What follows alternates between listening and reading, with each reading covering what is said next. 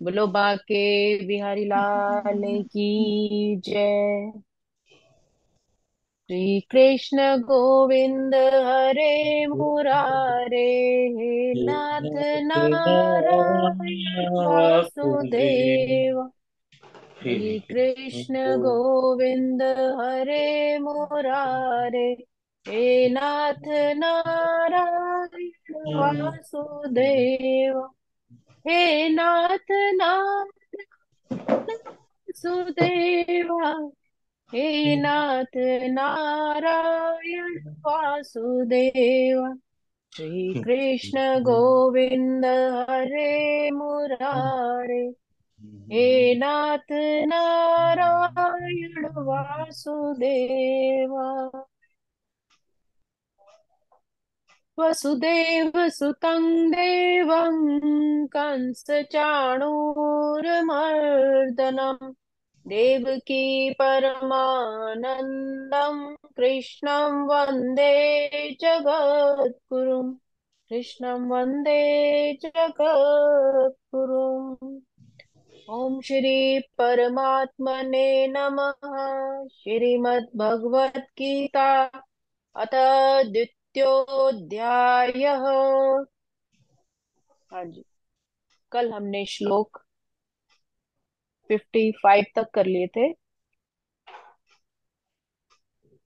तो हाँ इसका जी। सारांश है थोड़ा जा, जिसमें ठीक। अब धीरे धीरे जैसे ही अर्जुन की जिज्ञासा, जैसे जैसे भगवान का उसको उपदेश मिलता जाता है, धीरे धीरे अर्जुन की भी जिज्ञासा बढ़ती चली जाती है।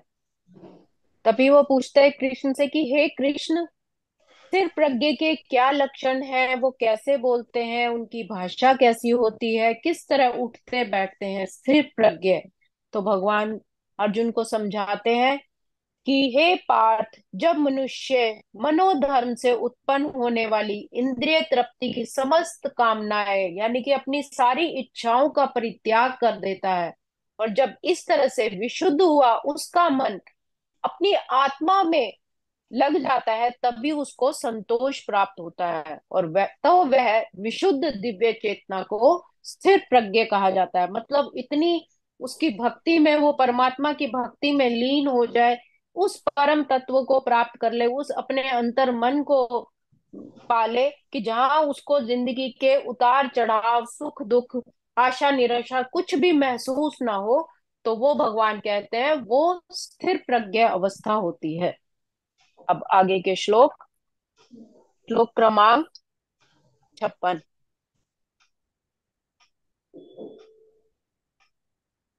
हाँ जी। हाँ जी। दुःखेष्वनुद्विग्नमनः, सुखेषु विगतस्पृहः, वीतरागभयक्रोधस्थितिर् धीर्मनु पुनरुच्यते। पुनरुच्यते, इसमें भगवान बता रहे हैं कि जो त्रय तापों से, मतलब बुरा, दुख, डर, क्रोध, इनके होने पर भी जिसका मन विचलित नहीं होता, या सुख में प्रसन्न नहीं होता, और जो आसक्ति, आसक्ति का मतलब लगाव, किसी अटैचमेंट, भय तथा क्रोध से मुक्त हो जाता है, वह स्थिर मन वाला मुनि कहलाता है। यहाँ पर भगवान बता रहे हैं कि असली मुनि कौन होते हैं, कि मुनि शब्द का क्या अर्थ है। मुनि शब्द का अर्थ है कि वह जो शुष्क चेतन के लिए मन को अनेक प्रकार से उद्वेलित करे, और किंतु किसी तथ्य पर न पहुंच सके। कहा जाता है कि प्रत्येक मुनि का अपना अपना दृष्टिकोण होता है, और जब तक एक मुनि अन्य मुनियों से भिन्न ना हो, तो उसको वास्तविक मुनि नहीं कहा जा सकता। मतलब एक अध्यात्म में उस स्थिति को पा लेना कि जिसमें कुछ बाहरी भौतिक से उसका संबंध ही ना रहे। मतलब अगर इसको एक सीधे से एग्जांपल से समझा जाए, तो अगर हम किसी जानवर को भोजन दे दें तो वो बहुत खुश होता है, अगर उस जानवर से वो भोजन छीन ले तो एकदम वो दुखी हो जाता है। और हमारे साथ भी ऐसा होता है कि कोई चीज मिल जाए तो बड़े खुश हो गए, और जैसी वो चीज छीन गई तो हम भी दुख में गिर जाते हैं। ये स्वाभाविक है। लेकिन मुनि का तात्पर्य है जो इन सब से, सुख दुख से, किसी आसक्ति से, भय से, इन सब से ऊपर उठ जाए, जिसने शुष्क चिंतन की अवस्था पार कर ली है और इस निष्कर्ष पर पहुंचा है कि भगवान श्री कृष्ण ही वो परम पिता परमेश्वर ही सब कुछ है, वह स्थिर चित्त मुनि कहलाता है। वह इन कष्टों से भगवत कृपा से के रूप में लेता है और पूर्व पापों के कारण अपने आप को अधिक कष्ट के लिए योग्य मानता है, और वह देखता है कि उसके सारे दुख भगवत कृपा से रंच मात्र रह जाते हैं। कहने का भाव है कि उसके ऊपर चाहे कितने ही कष्ट आ जाए, फिर उसको ये लगता है कि ये मेरे जरूर पूर्व कर्मों के ही कोई ऐसे लक्षण होंगे, उनका ही कोई ना कोई मैंने कुछ ऐसा काम पाप किया होगा जिसकी वजह से मुझे कष्ट भोगना पड़ रहा है। लेकिन जैसे जैसे वो परमात्मा को, उसकी भक्ति परमात्मा में लीन होती है, उसको लगता है कि ये सिर्फ एक रंच मात्र है। इसी प्रकार जब वो सुखी होता है तो अपने को सुखी के लिए अयोग्य मानकर इसका श्रेय भी भगवान को देता है। जब उसको कोई सुख वाली वस्तु प्राप्त हो जाती है, तब भी वो कहता है कि हे परमात्मा, तेरा शुक्रिया, ये भी मेरे कर्मों का ही हिसाब है जो तूने मुझे ये सुख के क्षण दिए। तो भगवत कृपा से ही वह ऐसी सुखद स्थिति में है और भगवान की सेवा और अच्छे तरह से कर सकता है।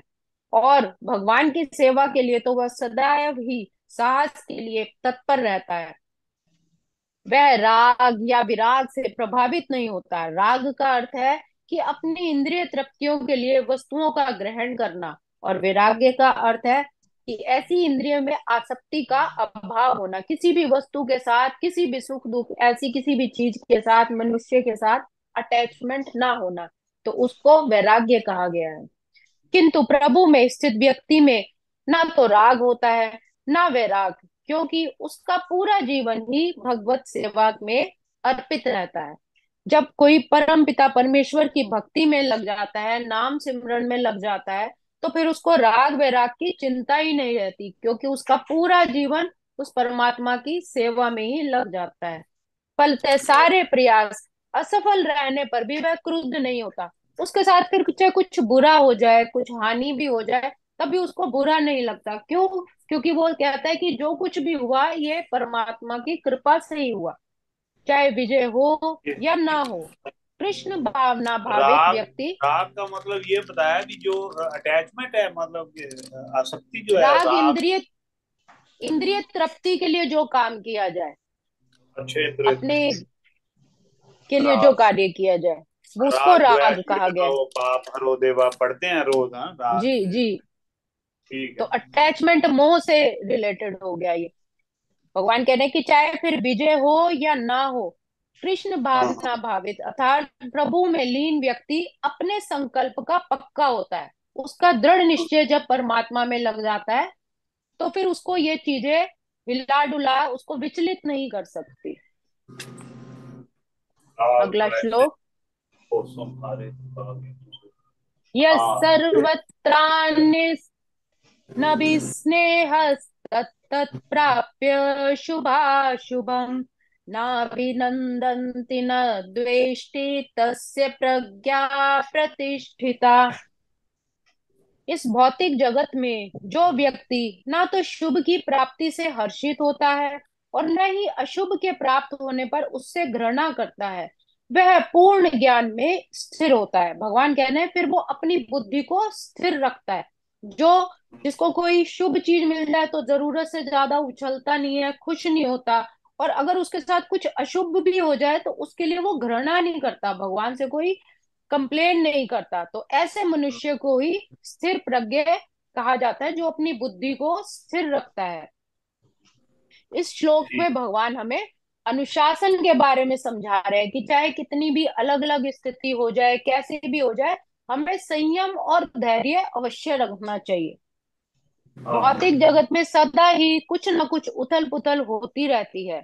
उसका परिणाम अच्छा हो या बुरा, जो ऐसी उथल पुथल से विचलित नहीं होता और जो अच्छे या बुरे से अप्रभावित रहता है, उसे स्थिर बुद्धि वाला ही समझना चाहिए। जब तक मनुष्य इस भौतिक संसार में है, तब तक अच्छाई या बुराई की संभावना तो बनी ही रहती है, क्योंकि इस संसार में, यह संसार द्वंद्वों से परिपूर्ण है।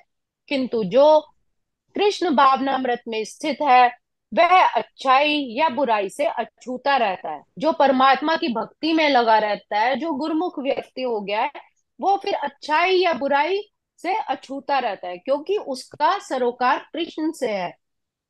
कृष्ण अर्थात परमपिता परमेश्वर जो सर्व मंगलमय है। ऐसे कृष्ण भावनामृत से मनुष्य पूर्ण ज्ञान की स्थिति प्राप्त कर लेता है, जिसे समाधि कहते हैं। भगवान ये बता रहे हैं कि चाहे कितनी भी जीवन में उथल पुथल आ जाए, हमें संयम और धैर्य बनाए रखना चाहिए। जैसे अगर हम साईं बाबा के मंदिर में भी कभी जाते हैं, तो एक तरफ लिखा होता है श्रद्धा, एक तरफ लिखा होता है सबूरी। तो श्रद्धा सबूरी गल अर्थात, श्रद्धा मतलब उस परम पिता परमात्मा में हमारा दृढ़ संकल्प, दृढ़ दृढ़ हाँ, इच्छा, विश्वास। और सबूरी मतलब सब्र। अगर आपके सब्र। परमात्मा में पूर्ण श्रद्धा है और सब्र रखते हो, तो परमात्मा उसको वो जरूर देता है जो वो चाहता है अपने जीवन हाँ, में। साहिब मिले सबूरी में मन लागो मेरो लग यार फकीर, ये कबीर साहब फकीरी ने भी में। लिखा है। जी। सबूरी तो बहुत सबका सुंदर, उद्देश्य, बहुत बड़ा, ये सबसे बड़ा सभी धन है हमारे, संतोष धन। सबने एक ही चीज दी बताई है कि परमात्मा में विश्वास होना चाहिए और दृढ़ विश्वास होना चाहिए और सब्र होना चाहिए। उछलना बिल्कुल। नहीं चाहिए किसी भी चीज के लिए। अगला श्लोक। यदा संहर्ते चायं कूर्मोऽङ्गानीव सर्वशः इन्द्रियाणि चार्थेभ्यस्तस्य प्रज्ञा प्रतिष्ठिता। ये भी बहुत सुंदर श्लोक है और बहुत बार आता है कथाओं में। यदा संहरते चायं कुर्मो, मतलब जिस प्रकार कछुआ अपने अंगों को संकुचित करके खोल के भीतर कर लेता है, उसी तरह जो मनुष्य अपनी इंद्रियों को इंद्रिय विषयों से खींच लेता है, वह पूर्ण चेतना में दृढ़ता पूर्वक स्थित हो जाता है। मतलब जब अपने वो इच्छाओं पर कंट्रोल करना सीख जाता है, तब उसकी बुद्धि स्थित हो जाती है कि दुनियादारी में रहकर भी वो अपने आप को अलग रख सकता है। यहाँ पर भगवान बता रहे हैं कि व्यक्ति अपनी इंद्रियों के दास बने रहते हैं और इंद्रियों के कहने पर ही चलते हैं। जैसे कि बिल्कुल बिल्कुल, और हमारे ये हमारे सामने हमारे सामने कोई खाने की अच्छी वस्तु आ जाए, तो हम कंट्रोल नहीं कर पाते, हमारा नियंत्रण नहीं होता। तो इसलिए भगवान कह रहे हैं कि चाहे हमारी कोई प्रिय वस्तु आ जाए, तो तब भी हमें अपने आप पर कंट्रोल करना है, इंद्रियों को वश में करके चलना है। तभी हम स्थिर बुद्धि वाले व्यक्ति कहलाएंगे। और जिसकी स्थिर बुद्धि हो गई, मन स्थिर हो गया, तभी वो परम पिता की भक्ति में लग सकता है। इंद्रियों की तुलना विषैले सर्पों से की गई है। वे अत्यंत स्वतंत्रता पूर्वक तथा बिना किसी नियंत्रण के कर्म करना चाहती है। योगी या परमात्मा का भक्त को इन सर्पों को वश में करने के लिए एक सपेरे की तरह अत्यंत प्रबल होना चाहिए। मतलब हमारी भक्ति में इतनी, हमें इतना दृढ़ होना चाहिए जिनसे हम अपनी इंद्रियों को, जो सर्प की भांति हमें हमेशा अपने वश में रखती है, उसको हम एक सपेरे की भांति उसको वश में कर सकें। वह उन्हें कभी भी वैसे कार्य करने की वैसे छूट नहीं देता। क्षमा करना, प्रभु चाहें, प्रभु चाहें तो वो अपना खेल रचाया हुआ है उन्होंने, और कुछ नहीं है। वो सर्वगुण संपन्न है, कुछ भी कर सकते हैं। हमारा शरीर इस तरह बना सकते हैं, हमारी बुद्धि, हमारा दिमाग इस तरह बना सकते हैं भी अपनी पत्नी के अलावा किसी के ऊपर की तरफ अट्रैक्ट भी ना हो, है ना, या ऐसा ज्यादा किसी भी विषय विकार भोगों में ना, इस तरह का भी बना सकते हैं वो। लेकिन वो अपना बिल्कुल। देखना चाहते हैं वो कौन कैसा नालायक है, कौन कितना नालायक तो है या क्या, जब तक ये सारा। जब तक परमात्मा परीक्षा ना ले, जब तक वो देखे ना कि कौन मुझे याद करता है, तब तक वो नहीं करेंगे। ये बापू जी, उसको जरूरत ये तो नहीं बापू है, जी से भी पर है। उसका उसके उसको चैलेंज नहीं कर सकते, लेकिन वो उसका खेल है ये, बस उसने अपना जी। खेल रचा हुआ है। नहीं तो हमें काम करो, लोग भर के क्यों भेजता है, बच्चे में भी क्यों भेजते हैं, ऐसा अपना वो खेल देख रहे हैं ऊपर चल के भी क्या हो रहा है क्या नहीं, नहीं तो सिंपल सभी को अच्छा बना रहे, जैसे सतयुग में कुछ भी, सब वैसे तो सतयुग में भी राक्षस थे, लेकिन कुछ भी कर सकते हैं वो चाहें तो। सबको एकदम अभी ये सारे जो विश्व युद्ध की तरफ चल रहा है संसार, सब कुछ खत्म करा सकते हैं 1 मिनट के अंदर, उनके लिए क्या बड़ी बात है। लेकिन उन्होंने हम पे छोड़ दिया है, कर्मों का हिसाब उन्होंने बना दिया है कि अगर अपने कर्म के हिसाब से होगा अगर तुम्हारा। परमात्मा चाहते तभी तो अर्जुन कह रहे थे कि आप अपने ही आप क्यों नहीं इस युद्ध को समाप्त कर देते। एक चक्र हाँ सुदर्शन चक्र से आप सब कुछ कर सकते हो, मुझे क्यों माध्यम। तो भगवान कहते थे ना कि धर्म की स्थापना करनी है। आने वाले जो भी जनरेशन आएगी, लोग उनको ज्ञान कैसे प्राप्त होगा। तो इसलिए अर्जुन को माध्यम बना के हमें समझाना चाहते थे, इसलिए उन्होंने स्वयं नहीं किया, अर्जुन के द्वारा धर्म की स्थापना की। वो बस तो सब बात व्यक्तियों ठीक है, पर वो ना, वो डायरेक्टर हैं, खेल देख रहे हैं अभी हमारा सब का, अभी क्या कर रहे हैं क्या नहीं, नहीं तो सबको अच्छा बना सकते हैं वो प्रभु चाहे तो। बिल्कुल वो बिल्कुल। मौज लूटते व्यक्तियों हैं की वो, इंद्रियां भी। आनंद ले रहे हैं अपना, ऊपर बैठ के हाँ जी। सबका देख के भी कौन कितना फिसलता है जीवन में क्या होता है, ये सब अपना जी, तभी मौज लूटते तभी हैं। उन्होंने कछुए का उदाहरण लिया कि वो जब संकट आता है तो अपने अंग समेट लेता है, लेकिन जब उसको किसी विशेष कार्य के लिए होता है तो वो अपने अंगों को खोल लेता है। तो व्यक्ति की इंद्रियां भी केवल भगवान की विशिष्ट सेवाओं के लिए ही काम आती हैं, नहीं तो उनका हाँ नहीं, संकोच कर ये लिया जाता है। ये सामर्थ्य तो दिया है, अभी अगर आप चाहें तो कुछ भी कर सकते हो। ये संत लोग कहाँ जी कहाँ पहुंच जाते हैं बापू। बापू ओम जी महाराज उड़ जाते थे, सामने देखते थे ऐसे उड़ जाते थे। एक एक समय पे नंदाचौर में भी हैं, और हरिद्वार में भी हैं एक टाइम पे।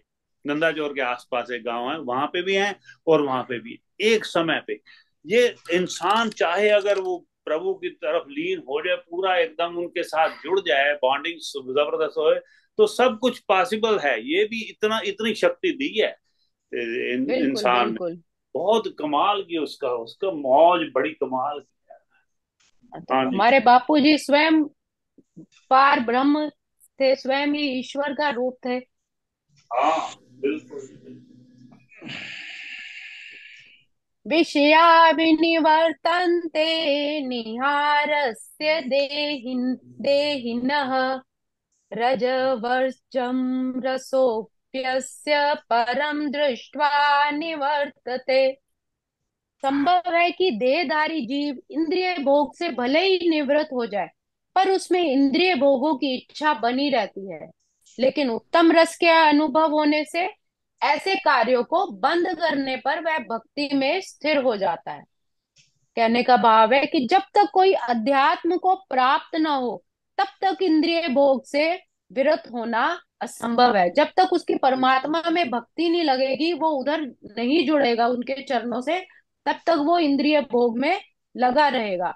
जैसे किसी रोगी को किसी भोज्य पदार्थ खाने पर प्रतिबंध लगा देते हैं, किंतु इससे रोगी की ना तो भोजन के प्रति रुचि समाप्त होती है, और ना ही वो ऐसे प्रतिबंध को मानता है। जैसे अगर किसी डायबिटिक को कह दे कि आपको मीठा नहीं खाना, तो क्या करता है, उस वक्त तो मना कर देगा, लेकिन अंदर से उसकी इच्छा जरूर होगी, और जैसे ही मौका बिल्कुल मिलेगा वो खा लेते हैं। तो भगवान ये कह रहे हैं कि जब तक आप अपनी इंद्रियों पे कंट्रोल नहीं करोगे, जब तक उस परमात्मा से नहीं जुड़ोगे, तब तक नहीं कर सकते अपने आप पर कंट्रोल।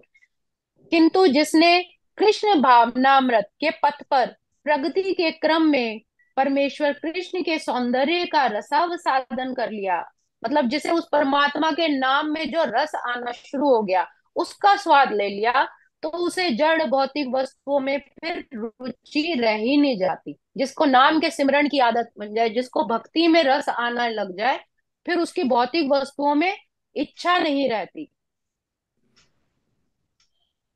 इसलिए जब तक भक्ति में रुचि जागृत नहीं हो जाती, तब तक वास्तव में रुचि जग जाती है। तो मनुष्य में स्वतः ही ऐसी वस्तुओं के प्रति अरुचि उत्पन्न हो जाती है, और धीरे धीरे उसका जब मोह खत्म होने लग जाता है उन चीजों से, आसक्ति उसकी छुटती जाती है, इच्छाएं खत्म हो जाती हैं, तो मन में जो लगाव होता है उस चीज के लिए, अटैचमेंट, वो भी धीरे धीरे धीरे धीरे खत्म हो जाता है। और ये कब खत्म होता है? जब उसकी परमात्मा के साथ एक लॉ लगती है, उसका अटैचमेंट परमात्मा से होता है। मतलब भक्ति से ही परमात्मा को हम पा सकते हैं और अपने मन पे, बुद्धि पे कंट्रोल कर सकते हैं। आज के श्लोकों को हम यही विराम देंगे। आज हमने श्लोक पढ़े हैं 56, 57, 58 और 59। ओम श्री कृष्णार्पणमस्तु। हरे नमः, हरे नमः, हरे नमः। भजन की दो लाइनें। बीती जाए उमरिया तेरी, नाम जप ले घड़ी दो घड़ी। वाह जी वाह। बीती जाए है उमरिया परिया तेरी, तेरी। नाम जप ले घड़ी दो घड़ी। सच्चे सतगुरु से नाता तो जोड़ो, सच्चे सतगुरु से नाता तो जोड़ो। टूटे मोह की तेरी हथकड़ी, नाम जप ले घड़ी दो घड़ी। ऐसे जीवन का है लाभ क्या, जीवन में जो ज्ञानी न हो।